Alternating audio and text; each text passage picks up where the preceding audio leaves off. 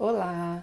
Estamos aqui hoje novamente para falarmos mais um pouquinho sobre metodologias ativas, tá? Você continuar a nossa série com a parte 2 hoje. Hoje nós vamos falar um pouquinho sobre o Flipped Classroom, ou seja, a nossa sala de aula invertida. Vou contar um pouquinho para vocês sobre a história da sala de aula invertida, tá? Do Flipped Classroom.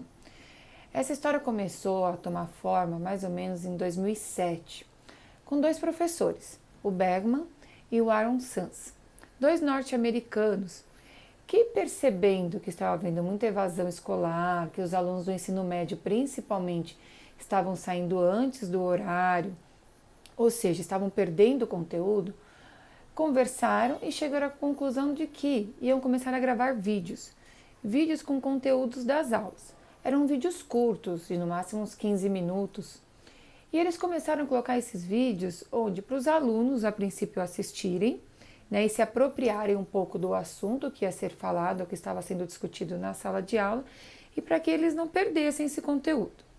Com o passar do tempo, esses vídeos foram para a internet, começaram a colocar na internet, e aí alunos de outras escolas, professores de outras escolas começaram a assistir e se interessarem pelo assunto, acharam interessante esses vídeos gravados com conteúdos de aula, né, lá em 2007.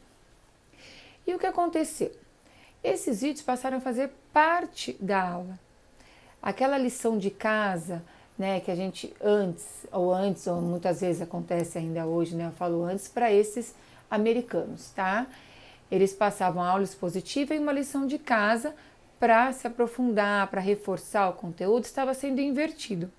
Primeiro eram passados os vídeos, né, para que eles conhecessem um assunto, e aí aquele tempo da sala de aula, que muitas vezes eram 15, 20 minutos, porque os alunos saíam antes, estava sendo utilizado para quê? Para se aprofundar no assunto. Então aí entra agora a questão da sala de aula invertida. Começou a se formar então a sala de aula invertida a partir disso, tá? E essa sala de aula invertida faz parte de uma metodologia ativa.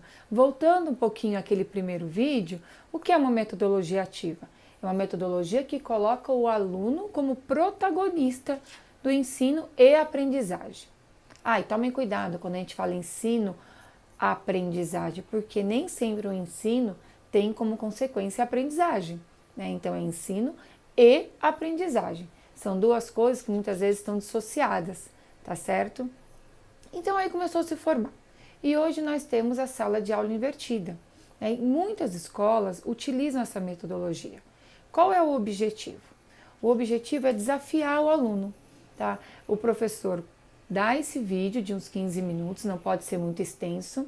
Hoje, claro, temos mais ferramentas para isso, não são só vídeos como eram naquela época, na realidade gravavam DVDs, né? Ele colocava na internet isso mesmo, gravava e colocava, tinha uma dificuldade maior. Hoje não, hoje nós temos facilitadores, né? Então o professor, ele grava o assunto que vai ser falado na aula, o aluno assiste isso como uma lição de casa, ou pode ser na escola mesmo, em um outro período, ele assiste, ele se apropria desse conteúdo, anota possíveis dúvidas, ou possíveis comentários que ele queira fazer em sala de aula. Quando chega na sala de aula, o professor ele vai ter um tempo maior de dedicação a esse aluno, porque o aluno ele já sabe qual vai ser o assunto e já está um pouco mais familiarizado com o assunto. Então vai ser mais fácil a internalização desse conteúdo. Não vai haver somente a assimilação. Ele já vai assimilar e vai ficar na cabecinha dele, porque ele já teve esse contato com o assunto. Então, o professor ele ganha um tempo maior de assistência ao aluno. Então, entra onde nós falamos, o professor passa a ser realmente um mediador, né? Ele não vai expor somente tudo o que ele sabe, o aluno vai embora e reforça com a lição de casa. O aluno ele vai conhecer o assunto antes, já vai ver quais são suas dúvidas. E, às vezes, tem muitos alunos que já procuram, né, hoje no Google, saber um pouquinho mais do assunto, se interessar. Do jeito que eu estou falando, parece algo simples, né? Mas não é tão simples assim. Se nós colocarmos hoje o nosso cotidiano, é algo que está acontecendo muito, né? Porque os alunos estão assistindo aulas em vídeos, estão correndo atrás um pouquinho, então está acontecendo. Só que existe um trabalho muito grande, tem que haver um trabalho muito grande por trás disso. Para que essa sala de aula invertida realmente faça sentido, tem que haver um planejamento grande do professor e um constante estudo. Porque imaginem só, uma aula expositiva, eu passo tudo o que eu sei, o aluno ele escuta, ele assimila e vai fazer a lição de casa para reforçar. Uma sala de aula invertida, eu passo o que eu conheço em 15 minutos, mas o aluno ele vai pesquisar muito e vai trazer conhecimento, vai trazer dúvidas que muitas vezes pode fugir ao conhecimento do professor, e o professor terá que se atualizar constantemente. O planejamento tem que ser muito bem feito, porque os vídeos, tanto os vídeos como as ferramentas tecnológicas que podemos utilizar hoje, elas têm que ser desafiadoras.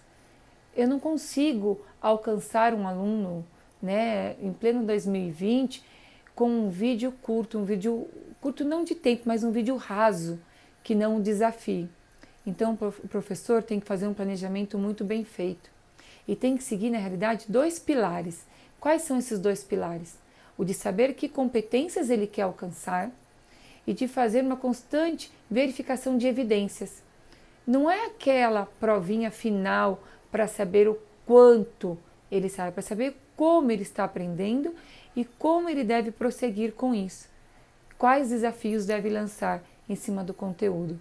Então é algo que se torna difícil, mas desafiador e bem estimulante para os alunos. Então é uma metodologia mais do que ativa, tá certo? Espero que tenham entendido e teremos outras metodologias. Coloquem suas dúvidas, suas sugestões. Se tiveram dúvidas também quanto a essa metodologia, eu sei que tem muito mais para falar, né? Tem assuntos como planejar uma sala de aula invertida, como buscar esse aluno, como desafiar, mas espero que tenha conseguido, pelo menos um pouquinho, falar dessa metodologia. Um grande abraço.